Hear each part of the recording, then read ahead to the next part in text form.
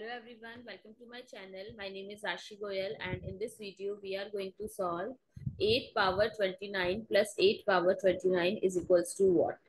So let's start with today's video solution. So I can take 8 power 29 as common. So what is left? 1 plus 1, 8 power 29 times 2.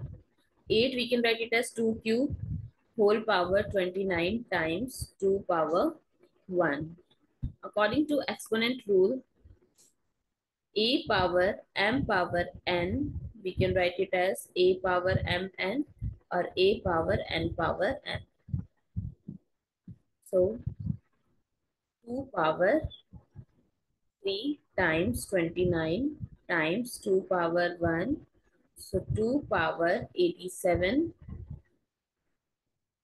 times 2 power 1. Another exponent rule, x power m times x power n is equals to x power n plus n.